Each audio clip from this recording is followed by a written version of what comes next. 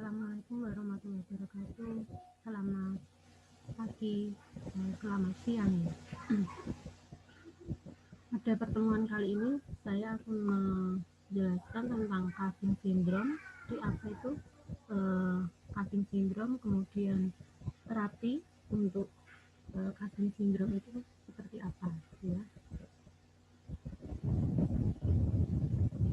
Jadi apa itu Cushing syndrome ya? Cushing syndrome adalah kumpulan keadaan klinis yang diakibatkan oleh efek metabolik dari kadar glukokortikoid atau kortisol yang meningkat di dalam darah. Jadi di dalam darah itu terjadi peningkatan kadar kortisol ya, atau glukokortikoid. Kemudian akibatnya terjadi kelebihan glukokortikoid di dalam darah. Kemudian penyebab lain eksogen ya, salah satunya adalah pemberian kortikosteroid secara kortikosteroid ya, baik itu secara intravena atau secara oral ya. Kemudian di situ terjadinya seperti apa gitu ya.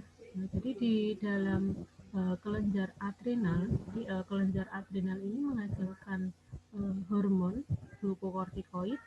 Ini terjadi hiperaktivitas gitu ya, atau hiperfungsi. Jadi kelenjar adrenal yang seharusnya mengeluarkan glukokortikoid secara normal itu mengeluarkannya secara berlebihan ya.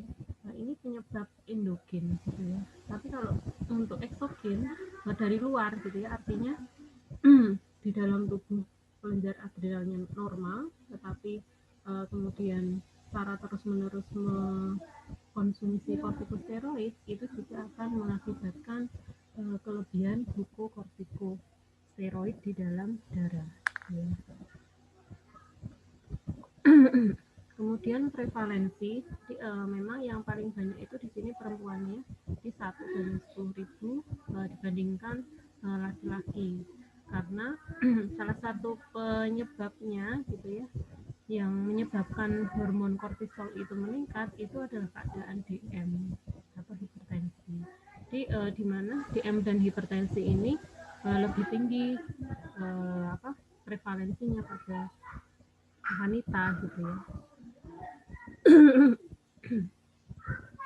Kemudian glukokortikoid itu apa gitu ya. Jadi glukokortikoid itu adalah hormon gitu ya, hormon glukokortikoid namanya.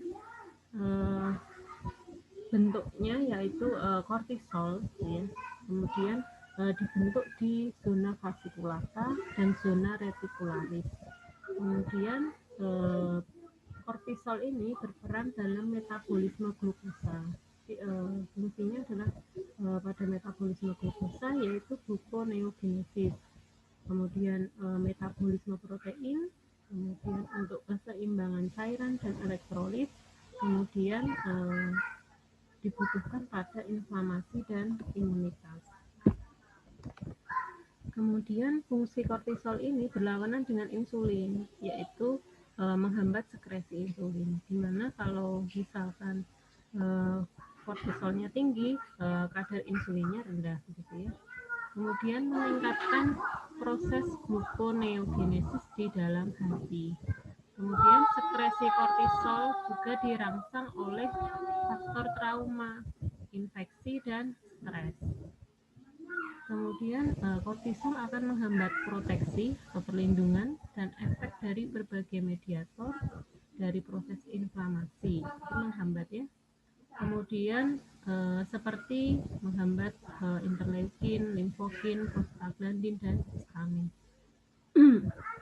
Jadi ketika ada histamin, prostaglandin, limfokin, interleukin tinggi di dalam jaringan, itu akan dihambat pengeluarannya oleh kortisol. Kemudian produksi kortisol dibutuhkan untuk produksi angiotensin 2, yaitu fungsinya adalah sebagai vasokonstriksi. Jadi kortisol itu menyebabkan vasokonstriksi di dalam pembuluh darah. penyempitan ya, vasokonstriksi itu penyempitan pembuluh darah. Kemudian penyebab, jadi apa yang menyebabkan kelebihan kortisol di dalam darah gitu ya. Salah satunya yaitu terjadi hiperplasia adrenal. Jadi di dalam kelenjar adrenal itu kelenjarnya membesar gitu ya. Sel-selnya membesar, kemudian jaringannya juga. Begitu juga nanti ada ini ya, organnya juga ya. Kemudian terjadi tumor kelenjar hipofisis yang menghasilkan ACTH berlebihan, kemudian produksi kortisol juga berlebihan.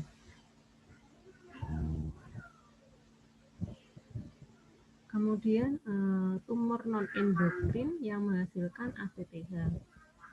ACTH ini mengatur fungsi kortisol di dalam darah ya, di kelenjar adrenal. Kemudian sindrom Cushing alkoholik, jadi meningkatkan hormon kortisol. Kemudian terjadi hiperplasia di nodul adrenal, kemudian neoplasia adrenal. Jadi bisa sifatnya, kalau neoplasia sifatnya berbahaya begitu ya, seperti kanker atau karsinoma, adenoma. Kemudian bisa juga jadi untuk hiperplasia sampai karsinoma ini endogen, itu terjadi di dalam tubuh gitu ya. Kemudian kalau penyebabnya dari luar bisa penggunaan glukokortikoid jangka lama. Jadi pasien-pasien yang mengkonsumsi kortikosteroid atau glukokortikoid yang lain gitu ya dalam jangka waktu yang lama. Kemudian penggunaan ACTH jangka lama gitu. Itu juga bisa menyebabkan Cushing syndrome. Kemudian cara patofisiologinya dapat dibagi dua, yaitu ACTH dependent, kemudian ACTH independent. Jadi, artinya kalau ACTH dependent itu tergantung dengan ACTH. Jadi di mana terjadi peningkatan kadar kortisol tergantung pada ACTH. Jadi kalau ACTH-nya banyak, kortisolnya juga banyak, ya. Dan tidak dapat menekan sekresi ACTH dari hipofisis.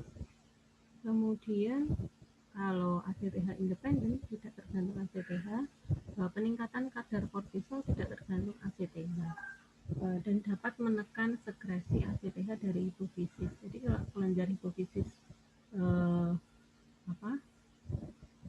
terjadi kelebihan ya, itu akan secara otomatis bisa ditekan sekresinya dari hipofisis. Kalau yang ini meskipun ACTH-nya banyak, kortisolnya banyak, kita tidak bisa menekan dari hipofisis. Kemudian klasifikasi. Jadi kalau ACTH dependent ini Cushing disease ya, termasuk jadi yang tergantung ACTH itu salah satunya adalah Cushing syndrome. Cushing disease, ectopic ACTH syndrome, ectopic corticotropin releasing hormone syndrome. Kemudian untuk ACTH independent, patrogenik, adenoma adrenal, hiperplasia mikronodular, makronodular hiperplasia, yang ini masih bisa ditekan sekresinya gitu ya. Kemudian ACTH dependent Cushing syndrome. Jadi memang Cushing disease itu 80% kasusnya adalah penyebabnya adalah tergantung dari ACTH. Jadi kalau ectopic ACTH hipersekresi itu hanya 20% dari kejadian Cushing syndrome. Kemudian ectopic CRH sekresi itu sangat jarang. Di mana semua tanda dengan hipersekresi ACTH kronis dalam jangka waktu yang lama dan peningkatan sekresi kortisol. Kemudian untuk yang ACTH independent Cushing syndrome itu bisa adenoma, karsinoma itu ya, kemudian terjadi hiperplasia. Semua ditandai dengan sekresi secara autonom kortisol dan penekanan ACTH. Jadi, kembali ke fungsi kortisol untuk memelihara tekanan darah dan fungsi kardiovaskuler, kemudian menurunkan respon inflamasi karena tadi dapat menekan pengeluaran histamin, prostaglandin begitu ya. Kemudian menyeimbangkan insulin dalam memecah glukosa untuk energi, di mana kalau kadar kortisolnya tinggi, insulinnya rendah. Gitu. Kemudian mengatur metabolisme protein, karbohidrat, dan lemak. Kemudian fungsi yang penting yaitu membantu tubuh terhadap respons stres, di mana kadar kortisol pada wanita hamil pada 3 bulan terakhir dan atlet secara normal tinggi gitu ya. Jadi pada wanita hamil memang tinggi kadar kortisolnya pada 3 bulan terakhir, kemudian atau pada trimester terakhir ya. Kemudian pada atlet, jadi yang sering berolahraga ya, exercise. Kemudian juga pada keadaan depresi, alkoholisme, mengkonsumsi alkohol sering gitu ya, kemudian malnutrisi dan panik. Kemudian gejalanya seperti apa? Jadi ketika kortisol itu tinggi di dalam darah, maka dalam jangka waktu yang lama itu terjadi obesitas tubuh di bagian atas, kemudian di bagian mukanya bulat, kemudian peningkatan lemak sekitar leher, kemudian kakinya kurus gitu ya. Pada anak pertumbuhannya lambat, kemudian kulitnya fragil, kurus, memar, dan tidak sehat, kulit warna ungu, pink, pada perut, paha, lengan, dan payudara. Kemudian tulangnya rapuh, bengkok, patah tulang pada tulang rusuk dan tulang belakang. Kemudian sangat lelah, otot lemah, tekanan darah dan kadar gulanya tinggi gitu ya, dimana tadi faktor resikonya memang pada DM dan hipertensi. Kemudian iritabilitas, sering iritasi, ansietas, kecemasan ya, pada depresi. Kemudian pertumbuhan rambut pada muka, leher, dada, perut, dan paha pada wanita. Kemudian penurunan libido seks pada laki-laki. Kemudian bisa kita diagnosa gitu ya, di mana pasien Cushing syndrome itu dapat didiagnosa dengan cara apa? Ya. Kita hanya mengetahui saja. Kemudian ini bisa dilihat dari tanda-tanda fisik ya, tes lab, kemudian bisa X-ray, kemudian urin untuk menentukan kadar kortisol, kemudian tes supresi dexamethasone untuk membedakan peningkatan ACTH karena adenoma dan tumor ektopik. Kemudian tes stimulasi CRH untuk membedakan antara adenoma hipofisis dengan sindroma ACTH ektopik atau tumor. Kemudian dengan visualisasi pada kelenjar endokrinnya dilihat gitu ya.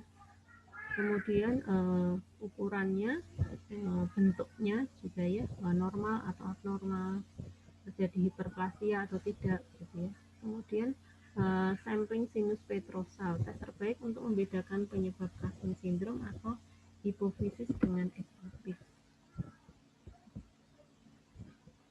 Nah, kalau ini data lab ya, jadi untuk mendiagnosa terkena Cushing syndrome atau tidak.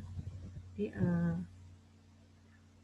plasma, ini darah ya, tes darah. Jadi, ketika dilakukan tes darah, kadar kortisolnya kalau terjadi hiperplasia lebih tinggi dari ini ya, 17 mikrogram per desiliter. Kemudian kalau adenoma lebih tinggi lagi, karsinoma tingginya bisa 3 kali lipat. Kemudian after low dose dexamethasone DST, kalau normal kan rendah gitu ya, hiperplasia normal. Kemudian dosis tinggi DST, kemudian pemberian ACTH kalau normal 10 sampai 80 pikogram per mili. Kalau hiperplasia meningkat 2 kali, kalau adenoma justru menurun gitu ya. Kortisol ini 20 sampai 90, kalau hiperplasia meningkat 2 kali, adenoma 2 kali, karsinoma bisa 3 kali. Kemudian untuk sasaran terapinya, terapi apa yang tepat untuk pemberian penyakit ini, ya, penyakit Cushing syndrome. Karena terjadi hiperkortisolisme, terjadi peningkatan kortisol di dalam darah, maka sasaran terapinya yang menurunkan kadar kortisol di dalam darah, gitu ya. Kemudian bisa terapinya tergantung penyebabnya hiperplasia atau adanya tumor adrenal atau karsinoma, begitu ya, atau hanya terjadi peningkatan kadar kortisol saja tanpa kelainan organ, gitu ya. Kemudian terapinya ada farmakologi, non farmakologi.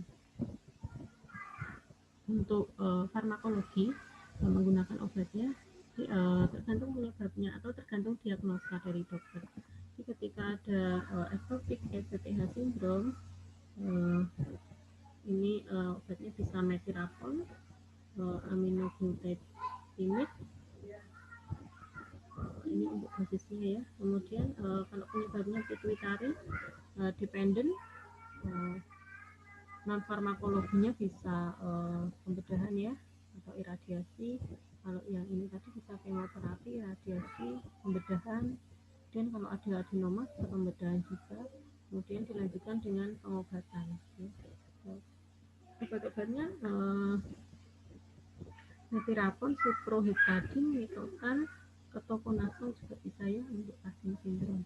Di ketoconazole ini bisa menurunkan kadar kortisol di dalam darah. Kemudian adrenal karsinoma, bisa pembedahan, kemudian terapi dengan mitotan. Di, terapi farmakologinya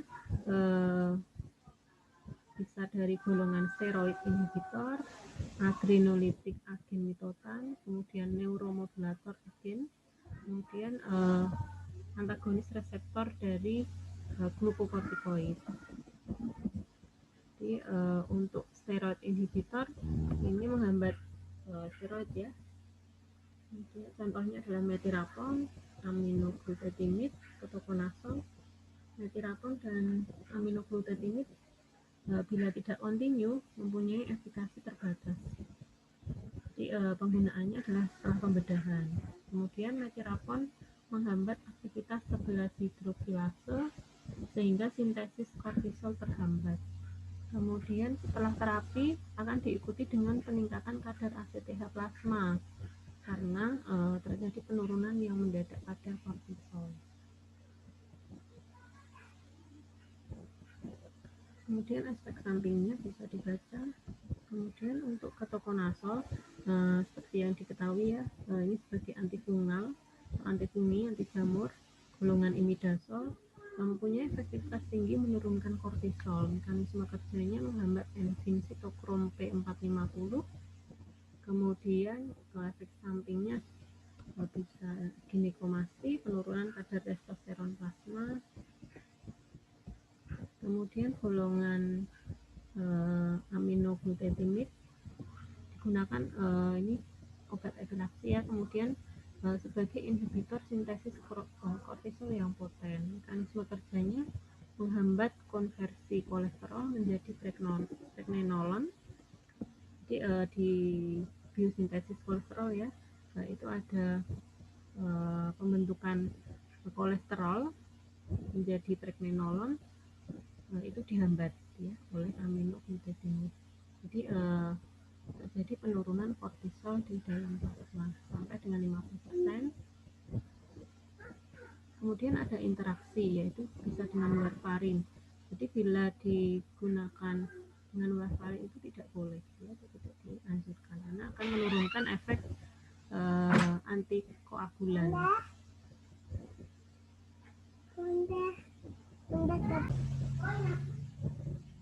Kemudian indikasinya untuk penggunaan jangka pendek, jadi tidak jangka panjang ya, digunakan sebagai kombinasi dengan metirapon karena lebih efektif pada Cushing syndrome yang tidak dilakukan pembedahan.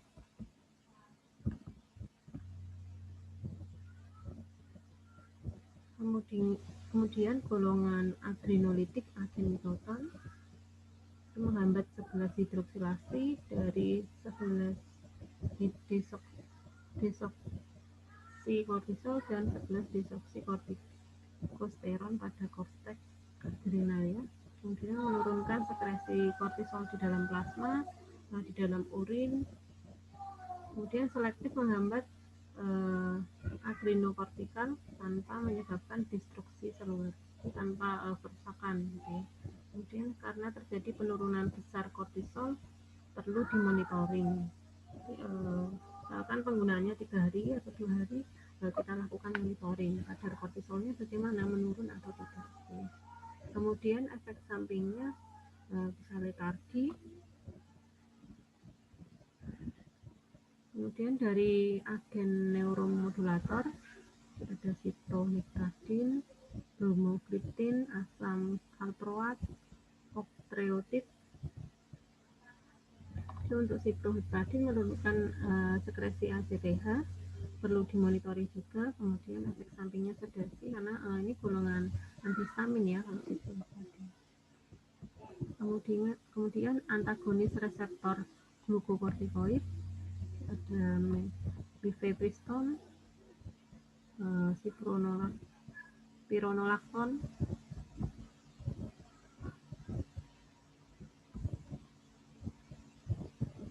Kemudian terapi untuk khusus ya untuk adenoma hipofizis dengan pembedahan. Kemudian jika terjadi penurunan drastis ketika dilakukan pembedahan pada ini ya kasus adenoma karsinoma mungkin ya, itu akan terjadi penurunan kortisol yang sangat drastis gitu ya. Jadi untuk mengatasi ini kita juga harus memberikan kortisol gitu ya. Jadi ketika dilakukan pembedahan otomatis kadar kortisol di dalam darah juga akan menurun gitu ya, atau bahkan sangat sedikit, sangat minim sekali jumlahnya. Jadi perlu ketika setelah pembedahan tetap diberikan kadar kortisol. Kemudian jika terjadi kegagalan pada pembedahan maka dilakukan radioterapi. Kemudian kombinasi radiasi dengan obat gitu ya, dengan metotrexat. Kemudian atau pemberian aminoglutetimik, mefirapon, trilostan dan ketoconazole. Tapi ada efek sampingnya kalau digunakan dalam jangka waktu yang lama. Kemudian ini untuk terapi sindrom ACTH ektopik. Jadi prinsip terapinya eliminasi semua jaringan kanker penghasil ACTH, misalkan sel kanker paru. Kemudian terapinya yaitu pembedahan, radioterapi, kemoterapi, imunoterapi, kombinasi.